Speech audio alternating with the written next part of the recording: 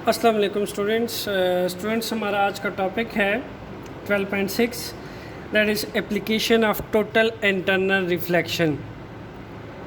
Students, इससे पहले हमने टोटल इंटरनल रिफ्लेक्शंस को डिटेल से स्टडी किया था, जिसमें हमने ये देखा कि जब लाइट रे एक डेंसर से रेयर मीडियम में एंटर होता है तो लाइट टोटली इंटरनली रिफ्लेक्ट कर लेता है डेंसर मीडियम के अंदर ही।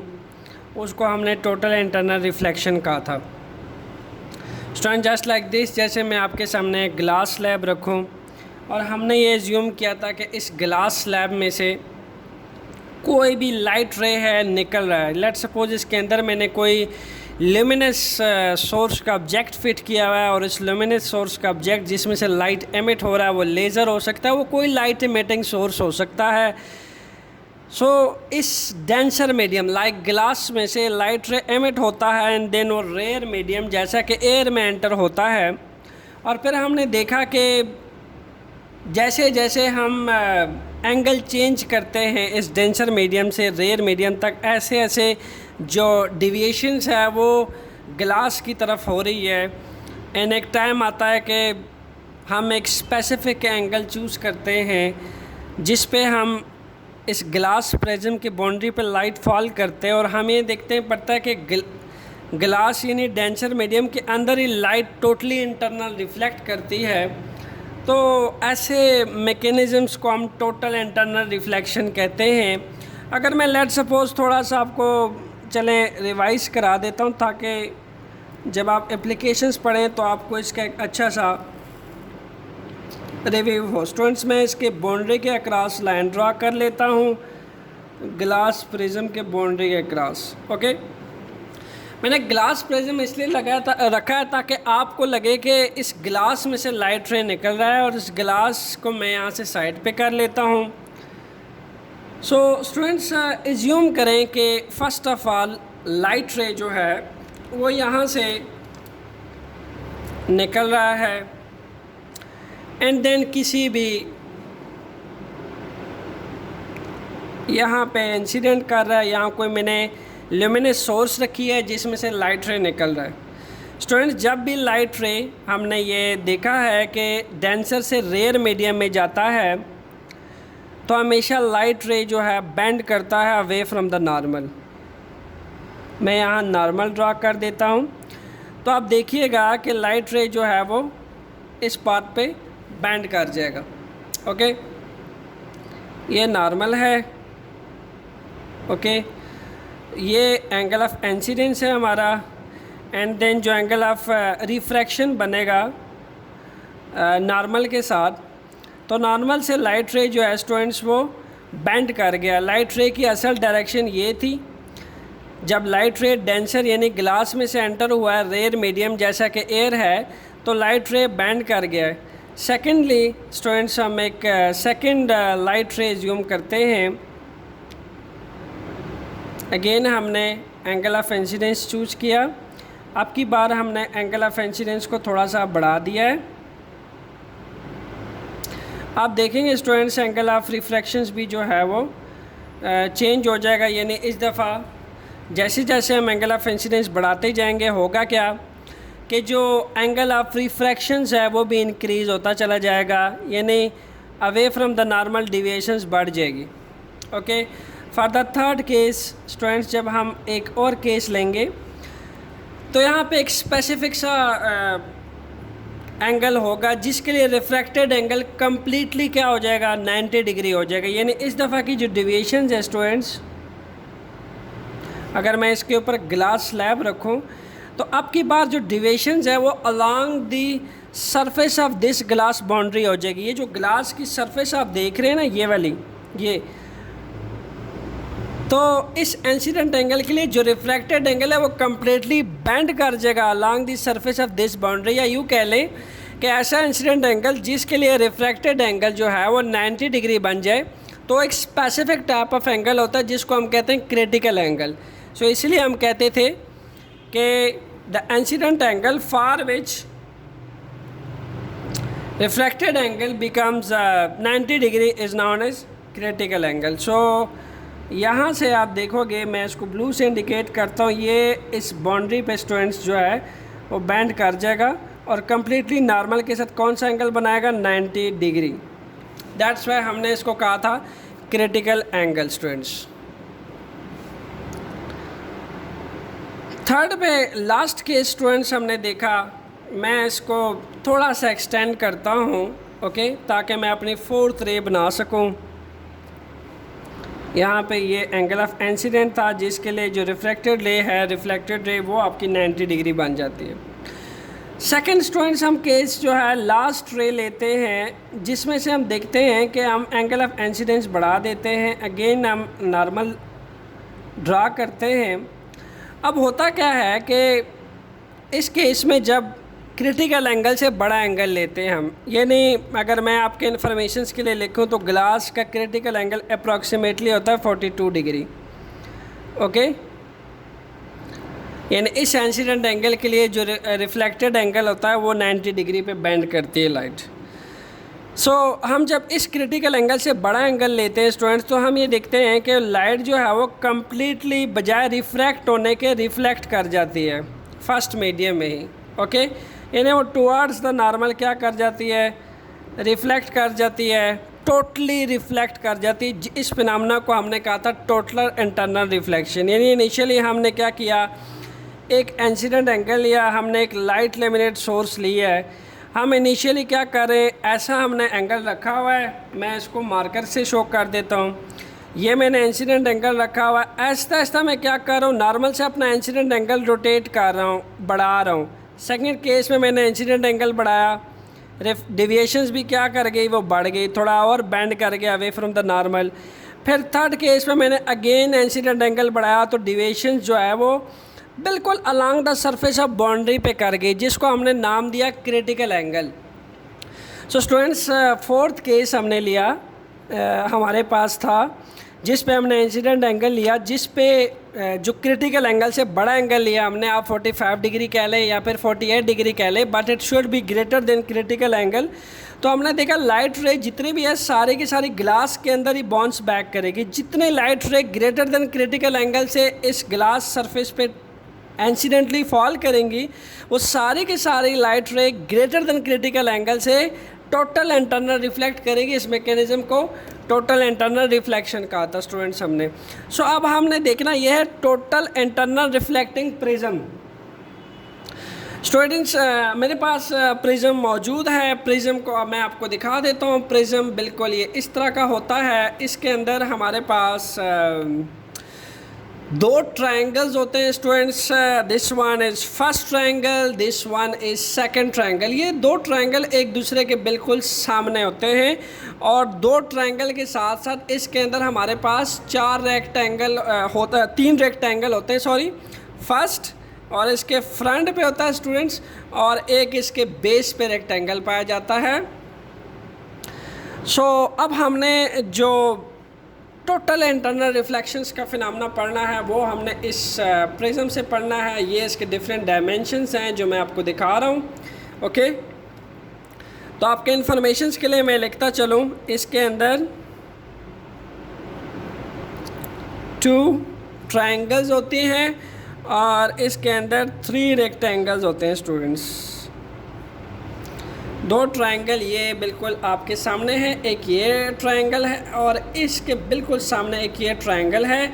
इसी तरह ये एक रेक्टेंगल है, एक ये रेक्टेंगल है, और एक बिल्कुल ये बेस जो है इसकी स्टूडेंट्स ये रेक्टेंगल है। सो अब हम क्या करते हैं कि राइट एंगल प्रिज्म यूज़ करते हैं। मैं अगर ये वाला इसका ट्रायंगल ड्रा करूँ स्टूडेंट्स, तो इसको थोड़ा सा इंट्रो के तौर पे देख लेते हैं।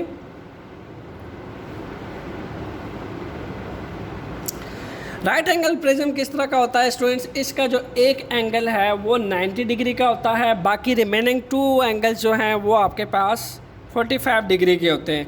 ऐसा एंगल जिसका एक एंगल 90 डिग्री का हो वो राइट एंगल प्रिज्म कहलाता है, और रिमेनिंग 2 एंगल जो हैं वो 45 डिग्री के होते हैं। सो इस प्रिज्म के अंदर जो ये ट्रायंगल बनता है इसको कहा जाता है students angle of prism. Angle of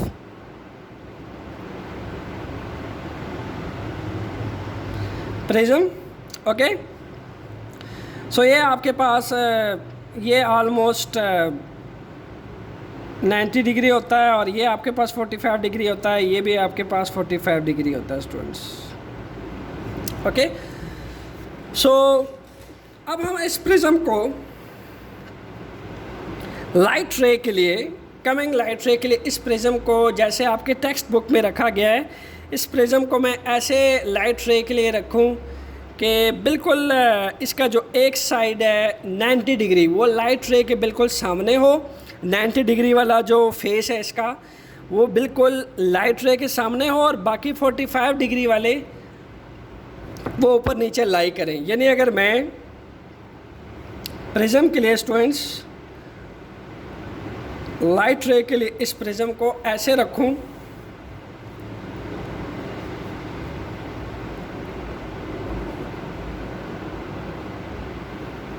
exactly students ये हमारे पास बनता है इसका 90 degree.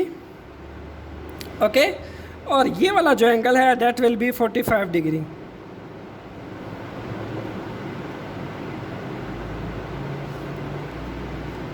So first of all हमने यहाँ पे कोई इल्यूमिनेस सोर्स रखा हुआ है, यूँ कह लें कोई लेज़र लाइट रखी हुई है जिसमें से लाइट रे एमिट करेगी।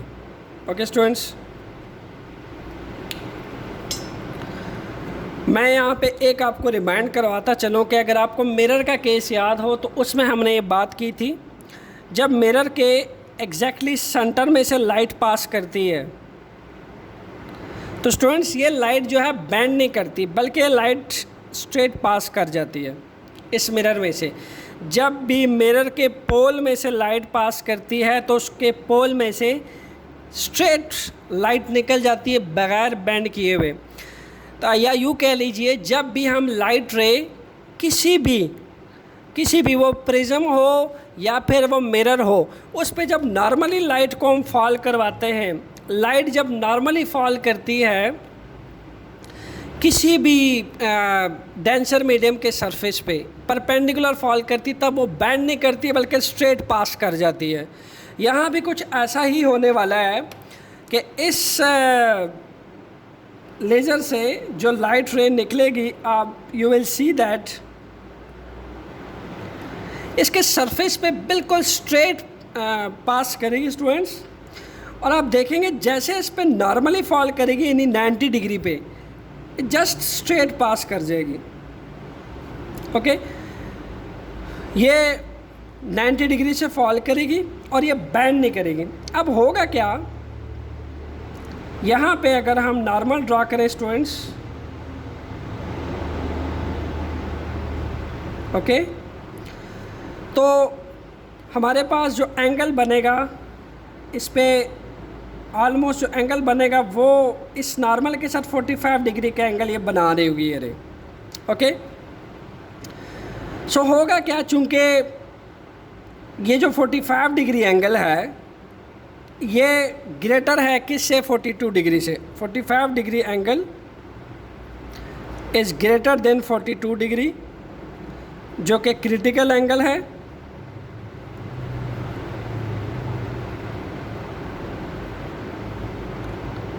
ऑफ ग्लास, और हम पहले ही ये बात कर चुके हैं कि लाइट रे जब भी ग्लास के क्रिटिकल एंगल से किसी भी सरफेस पे इंसिडेंटली फॉल करेगी, ओके, तो वो हमेशा क्या करेगी, उसी के अंदर टोटल इंटरनल रिफ्लेक्ट कर देगी स्टूडेंट्स। तो ये भी क्या करेगा, ये लाइट भी टोटल इंटरनल रिफ्लेक्ट कर जाएगी यहाँ पे।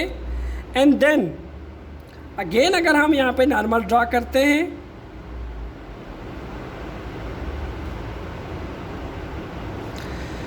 तो आप देख सकते हैं कि ये इस सरफेस पे कम्प्लीटली परपेंडिकुलरली फॉल की है लाइट रे, तो ये भी इसमें से स्ट्रेट बाहर निकल जाएगी। ओके, ये होता है स्टूडेंट्स हमारे पास right angle prisms, right angle prism. Okay, right angle prism, जिसमें से हमने ये देखा कि जब लेज़र लाइट से लाइट किसी भी लुमिनस सोर्स में से लाइट रे निकलता है और नॉर्मली फॉल करता है किसी भी प्रिज्म के ऊपर, यानी इस प्रिज्म के ऊपर इसके जिस बाउंड्री के ऊपर अगर लाइट नॉर्मली फॉल करेगी स्टूडेंट्स, अगर लाइट नॉर्मली फॉल करेगी तो आप देखोगे कि लाइट रे कभी भी अपना पाथ चेंज नहीं करेगा, बल्कि इसमें से स्ट्रेट पास कर जाएगा, जस्ट लाइक दिस, जैसे हमने मिरर के केस में पढ़ा था। सो यहाँ हमने देखा कि जब वो इस सरफेस में से स्ट्राइक करता है, कोलाइड करता है लाइट रे, इन दैट केस 45 डिग्री का एंगल बनता है नॉर्मल के साथ। तो 45 degree is greater then the critical angle of glass, so that's why light will total reflect back into the same medium and to the same prism. It will not refract, it will not pass out. Okay, so that's why it will reflect. This condition, जब भी ये condition fulfill होगी, total internal reflection होगी। यही तो total internal reflections की जो applications की खसूसियत है कि इसमें light जो है वो greater than critical angle से fall करता, that's why total internal reflection होती है, just like this. So students, next case में हम प्रिज्म्स की थोड़ी सी डायमेंशन चेंज कर लेते हैं। मैं आपको एक चीज़ बताऊं, ये प्रिज्म है आपके पास, अब आप इस प्रिज्म को लाइट रे के लिए किसी भी डायमेंशन पे रख सकते हैं। आप इसको ऐसे रख सकते हैं, आप इसको ऐसे भी रखा जा सकता है, लाइट रे में ऐसे भी रखा जा सकता है, ऐसे भी रखा जा सकता है। लाइट रे ये जा रही है और इसको इंसिडेंटली फॉल कर रही है इसके ऊपर, मतलब हम इसको किसी भी डायमेंशन में रख सकते हैं। लेकिन आपके कोर्स में जिस चीज़ का जिक्र किया गया that is right angle prism, यानी फ़र्स्ट ऑफ ऑल हमने राइट एंगल साइड जो है वो लाइट रे के सामने रखनी है, और जो सेकंड हमारे पास स्टेप्स है वो हमने प्रिज्म को ऐसे रखना है कि लाइट रे जो है 180 डिग्री का एंगल बनाए। तो अभी जो हमने पढ़ा है that is right angle prism का जो 90 फेस है वो लाइट रे के सामने रखा हुआ है हमने। अब हम प्रिज्म को ऐसे रखते हैं स्टूडेंट्स के 180 डिग्री का एंगल बने। सो सेकंड केस है हमारे पास स्टूडेंट्स, अब हम प्रिज्म को ऐसे रखते हैं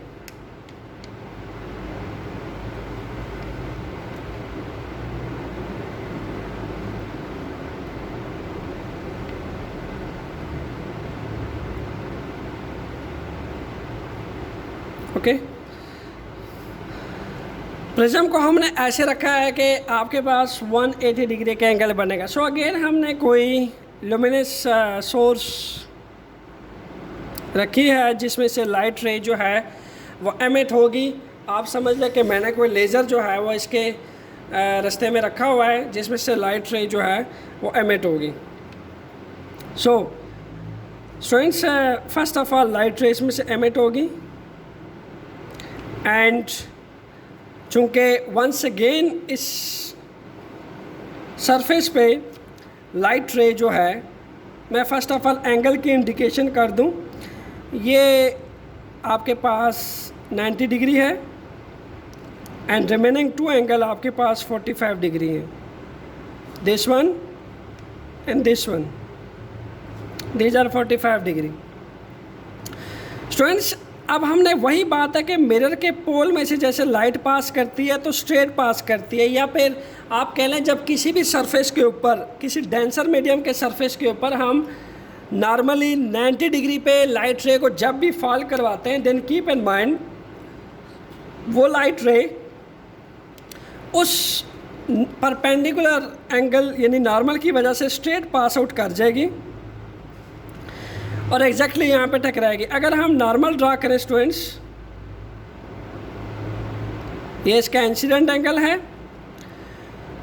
और आप देखेंगे कि लाइट रे चूँकि जो यहाँ इंसिडेंट एंगल बनाएगी ये ऑलमोस्ट एंगल होगा 45 degree. Okay, once again 45 degree is greater than 42 degree, that is critical angle of glass. 42 degree is the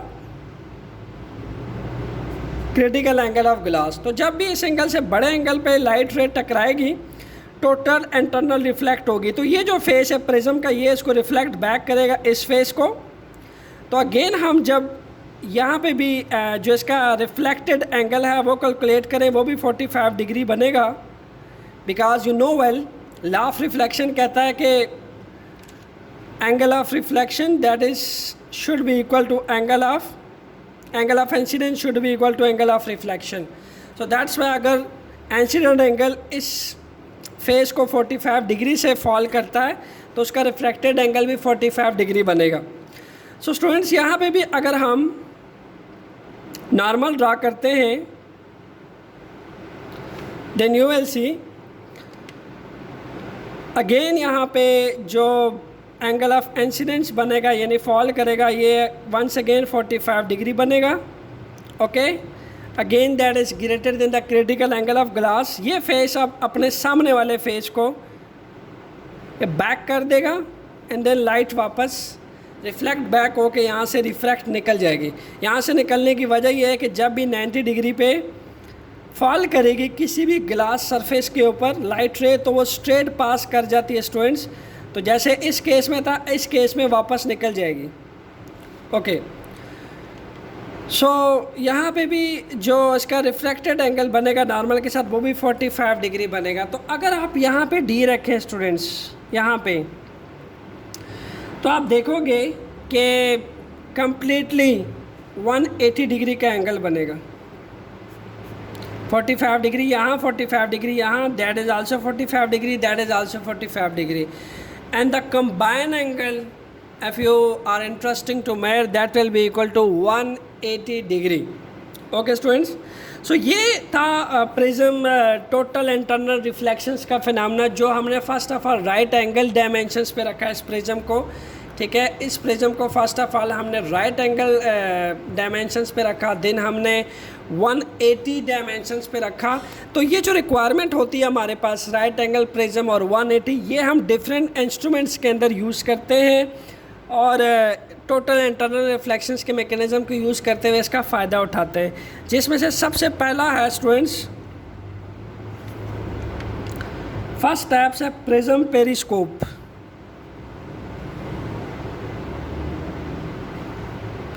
prism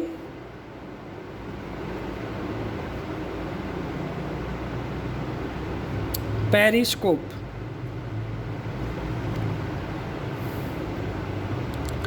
again students periscope एक ऐसा इंस्ट्रूमेंट है जिसके अंदर हम ये प्रिज्म यूज़ करते हैं, बट पेरिस्कोप के अंदर हम प्रिज्म को राइट एंगल जो फर्स्ट हमने स्टडी किया था ऐसे रखते हैं हम उसको कि उसका जो 90 डिग्री वाला फेस है वो बिल्कुल लाइट सोर्स के सामने हो, राइट एंगल पे रखते हैं, लाइट सोर्स के सामने राइट एंगल पे रखते हैं। और जो प्रिज्म पेरिस्कोप है उसके अंदर भी हम सेम ऐसा ही फिनोमेना करते हैं। मैं इसको थोड़ा सा इसके डायग्राम ड्रा करने की कोशिश करता हूँ स्टूडेंट्स।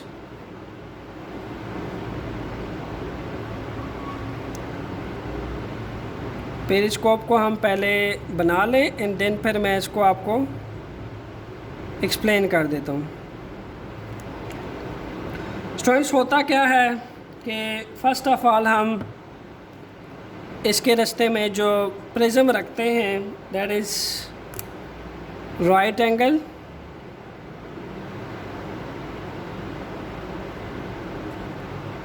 यहाँ पे हम एक प्रिज्म रखते हैं students and second one is हम यहाँ पे एक प्रिज्म रखते हैं। अब होता क्या है यहाँ पे आइज़ जो हैं ये दैट विल बी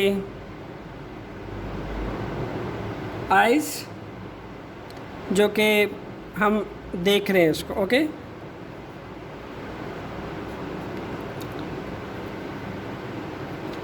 यहाँ से समझ लें कि हमने कोई लाइट सोर्स है, किसी तरह की लाइट सोर्स है जिसमें से लाइट रे निकल रही है। अब होता क्या है कि इस में से जो लाइट रे निकलता है स्टूडेंट्स, मैं ज़रा डिफरेंट मार्कर से इसको शो करता हूँ ताकि हमारे लिए आसानी हो। इसमें से लाइट रे निकलता है एंड अगेन स्टूडेंट्स क्या करता है कि स्ट्रेट पास कर जाता है, यानी स्ट्रेट परपेंडिकुलरली फॉल करता है इसके ऊपर। जैसे इस प्रिज्म के ऊपर परपेंडिकुलर फॉल करता है तो चूंकि जो नेचर है जब भी लाइट रे परपेंडिकुलर या नॉर्मल फॉल करेगी किसी भी सरफेस के ऊपर तो उसमें से स्ट्रेट पास कर जाएगी, तो इसमें से भी ये लाइट रे स्ट्रेट पास कर जाएगी। यहाँ अगर हम एंगल कैलकुलेट करें इंसिडेंटली तो 45 डिग्री एंगल बनेगा, यानी ग्रेटर देन क्रिटिकल एंगल होगा। तो ये लाइट रे स्टूडेंट्स इसको रिफ्लेक्ट बैक करेगा यहाँ पे, और यहाँ पे चूँकि अगेंस्ट स्ट्रेट है नॉर्मली इस फेस के ऊपर फॉल करेगा, यहाँ से फिर रिफ्रैक्ट होके बाहर निकल जाएगा। और अगर यहाँ पे भी हम एंगल कैलकुलेट करें स्टूडेंट्स, यहाँ पे नॉर्मल ड्रा करें और नॉर्मल के साथ एंगल ऑफ इंसिडेंस कैलकुलेट करें, that is also will become 45 degree. और ये फेस जो है इस लाइट को कम्प्लीटली इंटरनल रिफ्लेक्ट करेगा। लाइट रे यहाँ से अगेंस्ट स्ट्रेट पास कर जाएगी और इस फेस के ऊपर नॉर्मली फॉल करेगी और यहाँ से बाहर निकल के डायरेक्ट हमारी आंखों में पड़ेगी, जिसके बाद पेरिस्कोप के अंदर हम किसी भी ऑब्जेक्ट का इमेज क्लियरली सीन किया जा सकता है। ओके स्टूडेंट्स, सो सिमिलरली हमारे पास जो सेकंड, मैं इसको दोबारा रिवाइज कर देता हूँ। लाइट रे यहाँ से निकलती है and then right angle prism पे फॉल करती है। तो जब भी हमने देखा है कि लाइट रे अगर राइट एंगल प्रिज्म पे फॉल करेगा, स्ट्रेट पास करेगा स्टूडेंट्स, तो लाइट रे बैंड नहीं करेगा बल्कि स्ट्रेट पास कर जाएगा। जब भी लाइट रे नॉर्मली फॉल करता है तो ये क्या करता है, ये जो एंगल बनता है यहाँ पे इसके साथ स्टूडेंट्स, ये ऑलमोस्ट ग्रेटर देन 45 डिग्री होता है। तो क्या होता है कि ये टोटल इंटरनल रिफ्लेक्शन होती है एंड लाइट रे यहाँ आता है एंड देन अगेन एक प्रिज्म यहाँ प्लेस किया होता है हमने, लाइट रे यहाँ आता है स्ट्रेट पास करता है, फिर यहाँ पे अगर हम नॉर्मल ड्रा करें तो ग्रेटर देन क्रिटिकल एंगल बनता है, फिर लाइट टोटल इंटरनल रिफ्लेक्ट करती है और यहाँ से डायरेक्ट हमारी आंखों में पड़ती है। सो ये राइट एंगल प्रिज्म है जिसका यूजेज हम टोटल इंटरनल रिफ्लेक्शन का मैकेनिज्म पढ़ते हुए करते हैं। तो हम इसका बाइनोकुलर्स जो होते हैं उसके अंदर भी इसका इस्तेमाल किया जाता है स्टूडेंट्स। बाइनोकुलर्स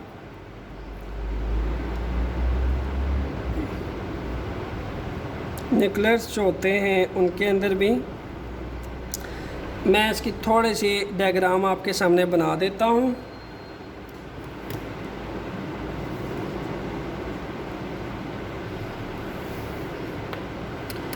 स्टूडेंट्स ये ऑलमोस्ट इस शेप का होता है।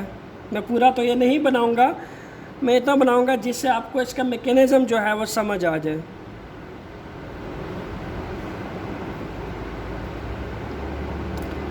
सो स्टूडेंट्स होता क्या है कि सबसे पहले हमने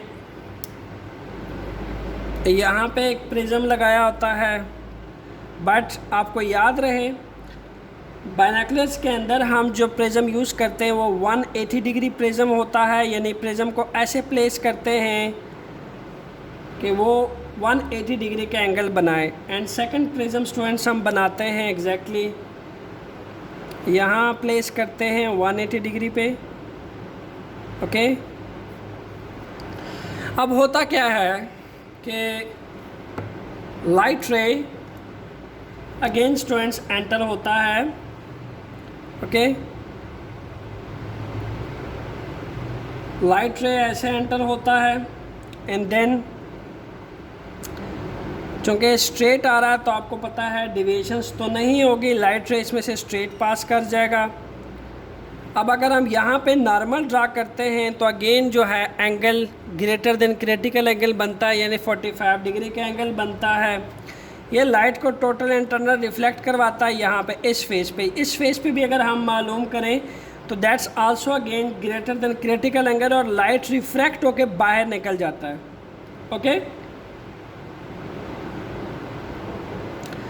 स्टूडेंट्स, अगेन जब लाइट रे इसके अंदर जाता है ओके तो यहाँ पे भी क्या होता है कि वंस अगेन हमारे पास क्रिटिकल एंगल जो है अगेन नॉर्मली फॉल करता है लाइट रे इसके ऊपर और यहाँ लाइट रे आता है again greater than critical angle से यहाँ पे इंसिडेंटली फॉल करता है। ये इस फेस को वापस रिफ्लेक्ट बैक होता है और इस फेस में से वापस लाइट निकल जाता है। और यहाँ हमारी आइस का जो स्ट्रक्चर है वो आइज़ देख रही होती हैं और हम किसी भी चीज़ को यहाँ पे क्लियरली किसी भी ऑब्जेक्ट को देख सकते हैं। ओके, तो हमने बाइनोकुलर्स के अंदर जो प्रिज्म है उसको 180 डिग्री डायरेक्शंस पे रखा होता है, और जो प्रिज्म पेरिस्कोप है स्टूडेंट्स, उसके लिए हमने प्रिज्म्स को 90 डिग्री यानी राइट एंगल फेस पे रखा होता है। दोनों केसेस में हम टोटल इंटरनल रिफ्लेक्शंस करवाते हैं और दोनों केसेस में हम टोटल इंटरनल रिफ्लेक्शंस का फिनोमेना यूज़ करते हैं। यानी यहाँ से पेरिस्कोप के अंदर भी लाइट रे जब आता है तो हम देखते हैं स्ट्रेट पास आउट कर जाता है, फिर अगेन हम देखते हैं कि लाइट रे ग्रेटर देन क्रिटिकल एंगल होता है, वो रिफ्लेक्ट करता रहता है प्रिज्म के अंदर। ओके, एंड देन यहाँ से बाहर निकलता है एंड देन नेक्स्ट प्रिज्म को के अंदर जाता है, एंड देन हमारे पास जो जब इस पर नॉर्मली फॉल करता है तो स्ट्रेट पास आउट कर जाता है, जब ग्रेटर क्रिटिकल एंगल है तो प्रिज्म के फेसेस में से रिफ्लेक्ट होकर बाहर निकल जाते हैं। देन हमारी आइज़ पे किसी भी ऑब्जेक्ट की जो पिक्चर है, इमेज है, वो क्लियर कट नज़र आती है। स्टूडेंट्स, ये था हमारा topic total internal reflections through prism. Next topic में हम टोटल इंटरनल रिफ्लेक्शंस की ही एप्लीकेशन स्टडी करेंगे, दैट इज़ ऑप्टिकल फाइबर। तब तक के लिए stay tune with conceptual physics lecture. Thanks.